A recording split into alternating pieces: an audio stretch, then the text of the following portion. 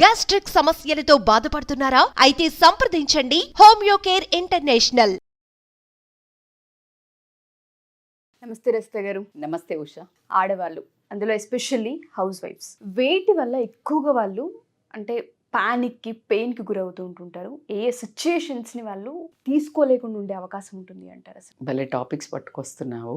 ఎందుకు అంటే ఇప్పుడు కూడా నేను బయట నుంచి వస్తున్నాను ఫంక్షన్కి. మీరు లేడీస్వి కానీ ఇట్లా ఇష్యూస్వి భలే చెప్తారు, మీరు సుమన్ టీవీలో వస్తారు కదా అని వచ్చి ఒక ఆవిడ మాట్లాడింది. ఇప్పుడు ఈ ఈ టాపిక్ ఏదైతే ఉందో నేను ఇంకా అంటే లేడీస్ పెయిన్ అంటే as being a ladies, though working, though మనం ఇంత చేసినా టేక్ ఇట్ ఫర్ గ్రాంటెడ్ అనేది మన ప్రతి ఇళ్లలో కనిపించడం జరుగుతుంది. మీకు కూడానా మేడం అంటే అఫ్ కోర్స్ ఈ విషయంలో ఎవరు అతిథులు మాత్రం కాదుమా. దీంట్లో మెయిన్ ప్రాబ్లము మీరు అన్నది హౌస్ వైఫ్స్ అన్నారు కాబట్టి, హౌస్ వైఫ్స్గా ఒక ఫోర్స్డ్ మిత్ క్రియేట్ చేసి కొంతమంది వర్కింగ్ ఉమెన్ని జాబులు బంద్ చేయించిన వాళ్ళు బోల్డ్ మంది ఉంటారు. ఎవరైతే వర్కింగ్ ఉమెన్ ఉంటుందో తన కళలు ఏదైతే ఉంటాయో, అంటే కొన్ని ఒక 15-20 ఏళ్ళు 25 ఏళ్ళు చదువుకొని ఉంటారు. తల్లిదండ్రి ఎట్టు కాదన్నా కొన్ని లక్షలు ఖర్చు పెట్టుంటారు. వీళ్ళు ఇండివిడ్యువాలిటీ అంటే స్వతంత్రంగా ఫ్రీడమ్ ఉన్నంత పవర్ అలా వదిలేసి నువ్వు తోపు, అసలు నువ్వు ఎంత ఇంపార్టెంట్ అంటే మన పిల్లల్ని పెంచడానికి, మన ఇల్లు రన్ చేయడానికి, అంటే ఒక దేశం రన్ చేయడానికి నువ్వు పెద్ద మినిస్టర్వి, హోమ్ మినిస్టర్ అంటూ ఉంటారు కదా మనల్ని జనరల్గా అని అష్టోత్తరాలు చదవంగానే ఆమె కూడా నమ్మేసి, ఓ మై గాడ్ నేను ఎంత పవర్ఫుల్లా, నేను లేకపోతే మొత్తం ప్రపంచం అల్లకల్లోలం అయిపోద్ది, నా ఇల్లు మొత్తం అతలాకుతలం అవుతుంది, అత్తమామకు కూడా వీళ్ళందరికీ నువ్వే ప్రియారిటీ అనే ఒక ఇల్యూజన్ కల్పించి అంత ఇంపార్టెన్స్ క్రియేట్ చేసి అక్కడి నుంచి ఒక్కటేసారి ఆ కుర్చీని అట్లా కదిపేసి తీసుకొచ్చి నేలకు దింపి కూర్చోబెడతారు. ఇక తర్వాత నేలకి దింపి కూర్చోబెట్టిన తర్వాత మీకు ఒక ఇంపార్టెంట్ సీన్ రీక్రియేట్ చేయాలంటే, ఒక గుర్రం మీద కానీ ఒక క్వీన్ లాగా ఒక దగ్గర కూర్చున్న ఒక లేడీని తీసుకొచ్చి ఒక యుద్ధ భూమిలోకి దింపి, రైట్, దింపితే మీరు అటు ఇటు పరిగెడుతూ ఉంటే ఆ మనిషి అక్కడ ఉంటే ఇటోళ్ళు ఇటు వెళ్ళిపోతుంటారు, ఇటు వెళ్ళిపోతుంటారు. అసలు ఆవిడ ఎవరన్నా చూస్తారా అక్కడ మనిషిని? ఎగ్జాక్ట్లీగా ఈ హౌస్ వైఫ్కి ఈ థియరీ వర్కౌట్ అవుతుంది. ఎందుకంటే ఆవిడ మీటింగ్లో ఉన్నప్పుడు ఫర్ ఎగ్జాంపుల్ ఫోన్స్ అలౌడ్ ఉండవు, బట్ మోస్ట్ ఆఫ్ ద టైంలో ఒకవేళ బిజీగా దాంట్లో వర్క్లో ఉన్నప్పుడు ఫోన్ చేస్తే ఏం చేస్తుందంటే, ఎంత హస్బెండ్ చేసినా హస్బెండ్ ఆయనతో కూడా ఎత్తాడు, ఎందుకంటే అసలు ఇంకా బిజీ ఉంటారు కాబట్టి సేమ్ మీటింగ్స్ జరుగుతుంటాయి, కానీ వైఫ్ ఎత్తుతుంది. ఒక రకమైన చిన్న రెస్పాన్సిబిలిటీ, చిన్న భయం, వీళ్ళు కాల్ చేశారంటే ఏమైనా నా అవసరం ఉందేమో, నేను తీర్చగలుగుతానేమో, నా అవసరం నా పిల్లోడికి ఉందేమో, వాడు బాగున్నాడా లేదా అనే ఒక చిన్న ఆ ఒక్క నేనే రెస్పాన్సిబిలిటీ వీళ్ళిద్దరికీ అనే ఒక చిన్న ఫీలింగ్తో అంత బిజీలో కూడా 80 to 90% ఎత్తుతారు. అంటిల్ అన్లెస్ చూడకపోతే, until unless it is not a serious meeting, though కూడా ఎత్తుతారనే చెప్తాను నేను. సో ఎత్తుతారు. అలాంటి విమెన్ ఇంకా హౌస్ వైఫ్ అయినప్పుడైతే ద మోస్ట్ అంటే టేక్ ఇట్ ఫర్ గ్రాంటెడ్ ఒక థింగ్ లాగా వాడతారా వాడరా అంటే, పొద్దున లేవంగానే డబ్బాలు మాత్రం అక్కడ ఉండాలి. అది ఎలా వచ్చింది, ఆవిడ ముందు లేచింది ఏంటి, ఆవిడ ముందు ఎంత కష్టపడ్డది, ఆ కూరగాయలు తీసుకురావడానికి, ఆ కూరగాయలు కట్ చేయడానికి, ఆ పప్పో ఉప్పో ఉన్నదా లేదా, జీలకర్ర అయిపోయిందా, అది వెనకాల మళ్ళీ ఆర్డర్ చేసి తెప్పించుకుందా, అసలు నాకు ఇక్కడ ఊపిరి ఆడతలేదు. కానీ నాకు గుర్తొస్తే అప్పటికి ఒక్కొక్కసారి వాళ్ళు వెళ్ళే టైంకి ఒకటి ఉండకపోతే అట్లా ఫోన్ చేసి బ్లింకిట్లో పెట్టి అది వస్తుంటే 4 సార్లు బయటికి తిరిగి తీసుకొచ్చి, వాళ్ళకి అసలు ఇంత కూడా నాలెడ్జ్ ఉంటుంది. అది ఆ టైంలో నువ్వు అంత బిజీగా చేస్తుంటే ఇంకెవరైనా గబుక్కును పిలిచారనుకో, అరే నేను పనిలో ఉన్నాను అనలేదు. ఒకవేళ అంటే ఏం చేస్తున్నావు, అంత పెద్ద పని ఏంటి, ఈ వర్డ్స్ ఎంతమంది ఫేస్ చేసి ఉంటారు ఉష? ఎవరు అతిథులు కాదని మీరే చెప్పారు, అందరూ ఫేస్ చేసిన వాళ్ళు. అందరూ ఫేస్ చేశారు. అదొక రకంగా అంటారు కదా, నేను ఇందాకే ఒక వీడియోలో కూడా చెప్పాను. అంటే హౌస్ వైఫ్ అనే ఒక ట్యాగ్కి కుచ్చునై కర్తి అంటే like she won't do anything, ఏమీ చెయ్యదు, హౌస్ వైఫే. ఆ ఏమీ చెయ్యదు అని ఎవరైనా అన్నప్పుడు వాళ్ళని ఒక 1 month ఇల్లు మొత్తం రన్ చెయ్యమని చెప్పాలి. అప్పుడు ఏమి చేస్తోందో ఏమి చెయ్యట్లేదో మీకు ఎక్స్పీరియన్స్.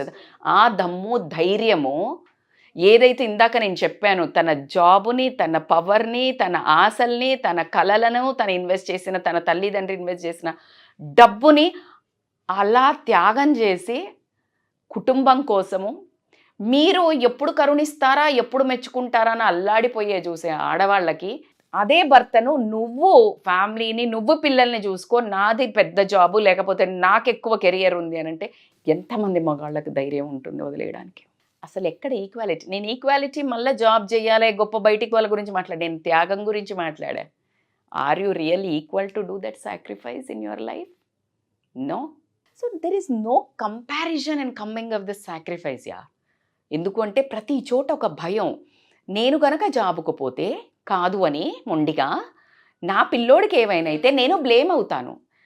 నేను ఈరోజు నా ఫ్రెండ్స్ పార్టీకి పిలిచిండ్రు, లేకపోతే ఒక ట్రిప్కి వెళ్తే మా అత్తయ్యకో మా మామయ్యకో ఏమైతే ఆ గిల్ట్తో నేను చచ్చిపోతాను. నీ అమ్మ నాన్న అదే కండిషన్లో ఎక్కడే ఉంటారు. మరి నీ భర్త అంత కేర్ తీసుకుంటున్నాడా? నువ్వు తీసుకుంటున్నావా? ఆ గిల్ట్ అక్కడ లేదు. నువ్వు ఓన్ చేసుకున్నావు ఈ ఫ్యామిలీని, అవునా? కానీ వ్యాలిడేషన్ ఏది?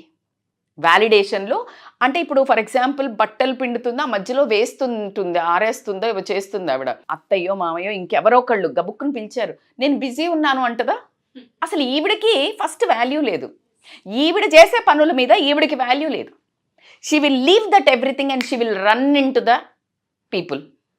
అందుకే వాల్యూ క్రియేట్ కాలేదు. ఈ వాల్యూ ఈ పనులతోటే వాళ్ళ జీవనము, మన జీవనం అందరిది గడిచేది. బికాజ్ బట్టలు మంచిగా ఉండాలి, వంట కావాలి, లేకపోతే ఎనీథింగ్ ఎన్ని కానీ ఇవన్నీ వదిలేయొచ్చు అని చెప్తుంటారు వీళ్ళు. ఎందుకు అంటే ఆ క్షణం వాళ్ళకి అవసరం ఉంది. సో లేడీయే తన వర్క్కి తన ఇంపార్టెన్స్ ఇవ్వకపోవడం వల్ల వచ్చిన కష్టం కూడా అని నేను చెప్తాను. Lady should start saying no. Housewife ఏదైతే పనులు ఉంటాయో వాటికి ఇంపార్టెన్స్ క్రియేట్ చేయాలి అని చెప్తాను. ఇప్పుడు దీనికి వెంటనే కింద వేసుకుంటారు లేడీసే, అత్తల పోస్ట్లో ఉన్నవాళ్ళు, లేకపోతే జెంట్స్ ఏం చేస్తున్నారు మేడం ఇవాళ రేపు, మొత్తం ఇంటి నిండా పనోళ్ళే కూర్చున్న చోటే ఉంటారు, వాళ్ళు ఏం చేస్తారు? సరే, నేను వాళ్ళ గురించి కూడా నాకు చెప్పాల్సిన పాయింట్స్ ఉంటాయి. కానీ నేను ఎవరైతే రియల్గా అండర్గో అవుతున్నారో, పొద్దున 4 లేసి టిఫిన్ డబ్బాలు పెట్టి భర్తకి పిల్లలకి పరిగెట్టుకుంటూ చేసిన వాళ్ళకి ఒక్క క్షణం ప్రతి ఒక్క భర్త కానీ పిల్లలు కానీ ఎక్నాలెడ్జ్ చేయాల్సిన అవసరం అవుతుంది. ప్రపంచంలో తనకి అప్రిసియేషన్గా శాలరీ వస్తుంది తను చేసిన పనికి, కానీ ఇక్కడ నీకు శాలరీ లేకపోగా మెచ్చుకోవటం కూడా లేదు. నువ్వు పని చేస్తే డబ్బులు ఇస్తేనే కదా అప్రిషియేషన్ అంటారు. మరి నువ్వు పని చేస్తుంది ఆవిడ, మీరు శాలరీ అని కాదు, కనీసం అప్రిషియేషన్ ఏది? ఇంకా అసలు ఏవి చెయ్యట్లేదు అనే ఒక ట్యాగ్ ఇస్తే మీకు ఎంత నొచ్చుకుంటారు మీరు చెప్పండి? అవునా? అది తీసుకోలేరు కదా. సో మొన్న ఇంకొక రీల్లో కూడా చూసి చాలా బాగా చేస్తున్నారు. వాళ్ళ మనుషులో ఉన్న కడుపు మంట అంతా లేడీస్ భలే తమాషా రీల్ అంట్లు దోముకుంటూ చెంచాకి స్పూన్ కడుక్కుంటూ ఇలా నేను చెంచా అది గిన్నె గ్లాస్కి ఒక్కొక్క దానికి పైసా కట్టించినా కూడా నా శాలరీ ఇప్పుడు లక్షల్లో ఉండు కావచ్చు అని చెప్తే అప్పుడు నాకు కూడా వచ్చింది, అవును కదా, ట్రూ, అవునా కదా? So the amount of work what they, ఒక్క క్షణం ఒక లేడీ స్తంభించిపోతే ఇంట్లో ఎన్ని ఆగిపోతాయో. అందరి మొహాలు అలా దీనంగా బేలగా ఎప్పుడు బాగవుతావే అన్నట్టు అలా చూస్తూ ఉంటారు. అసలు ఎంత అంటే అటు చూస్తుంటే వాళ్ళను అమ్మ అమ్మ అమ్మ అమ్మ అని కనిపిస్తారు చూడు, అలా ఉంటారు. అది భర్త కూడా చిన్న పిల్లోడైపోవడము, అంటే ఎప్పుడు బాగవుతుందా అన్న ఆ స్ట్రాంగ్నెస్.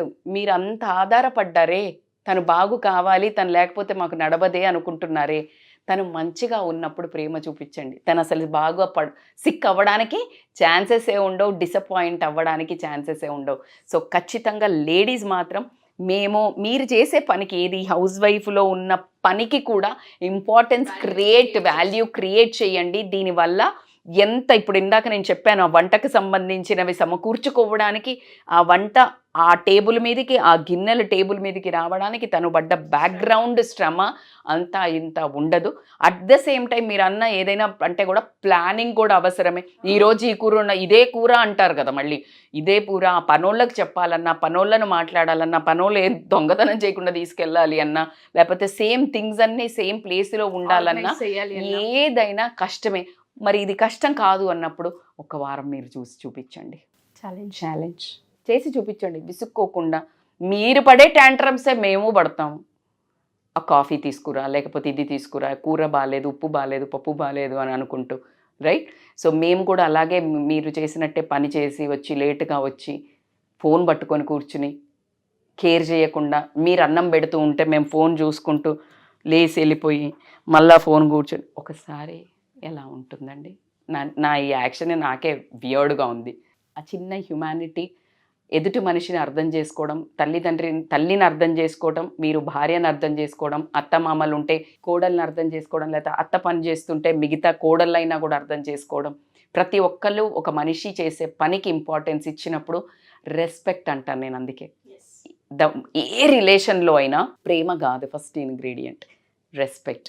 ఆ రెస్పెక్ట్ ఉన్నది అంటే ప్రేమ ఆటోమేటిక్గా పుట్టుకొస్తుంది. కాబట్టి ప్రేమ రిలేషన్ మొదలవ్వడానికి కంటి చూపుతో నచ్చుతుంది, మనసుకు నచ్చిందంటే ప్రేమగా మారుతుంది. కానీ ఆ బంధం నిలబడాలంటే మాత్రం respect is the key word, Fevikwik word అని మాత్రం నేను చెప్తాను. True, exactly. మీరు అన్నట్టుగానే ప్రతి హౌస్ వైఫ్ కూడా పెయిన్ అనేది ఉంటుంది. ఆ రెస్పెక్ట్ని, వాల్యూని క్రియేట్ చేస్తే ఎటువంటి స్వార్థం లేకుండా, ఎటువంటి ఎక్స్పెక్టేషన్స్ లేకుండా ఇంట్లో పనిచేసే ఆవిడని కనుక ఒకసారి మీరు చూడగలిగితే, ఒకవైపు ఆవిడ గురించి కూడా ఆలోచించగలిగితే చాలా వాల్యూని క్రియేట్ చేసిన వాళ్ళు అవుతారు. వండర్ఫుల్ నరేషన్ అండి. ఎందుకంటే హౌస్ వైఫ్స్ గురించి మాట్లాడాలన్న థాట్ వచ్చినప్పుడు ఫస్ట్ నాకు గుర్తొచ్చింది మీరే. ఎందుకంటే ఏవేవి మాట్లాడాలి, ఎంత పెయిన్ ఉంటుంది వాళ్ళ లోపల, వాళ్ళు ఏం ఎక్స్పెక్ట్ చేయరు. కూర చేసినప్పుడు బాగుంది అని చెప్తే బాగుండు, ఆ చిన్నవి ఉంటుంటాయి. బేసికల్గా ఇప్పుడు డబ్బు తీసుకొచ్చిన వాళ్ళకే ఆధిపత్యం. కానీ డబ్బు సంపాదించే వాళ్ళను వదిలేపిచ్చి ఈ పని చెప్పి నువ్వు ఆధిపత్యం లేదు, నువ్వు ఏం పనికిరాని దానిలో మానిటరీ తేవట్లేదు కదా అని క్రియేట్ చేస్తే ఆధిపత్యం ఉండటం కాదు, ఉన్న ఆధిపత్యాన్ని వదులుకొని వచ్చిన వాళ్ళను ఎంత అధిపతులని చెప్పాలండి. ఛాలెంజ్ అది. ఇది కనుక డిసగ్రీ అనుకున్న వాళ్ళు ఒక 1 వీక్ చేసి చూపిస్తే అగ్రీ చేస్తాము. మీతో ఇంటర్వ్యూ కూడా చేస్తాము. ద మోస్ట్ అమేజింగ్ హస్బెండ్ అనే టైటిల్ ఇచ్చి ఇక్కడ కూర్చోబెట్టి మేము ఖచ్చితంగా ఇంటర్వ్యూ చేస్తాం. థ్యాంక్ యూ రజిత గారు. Thank you so much. Usha. Suman టీవీలో మీ పర్సనల్ అండ్ బిజినెస్ ప్రమోషన్స్ కోసం కింది నెంబర్కి కాంటాక్ట్ చేయండి.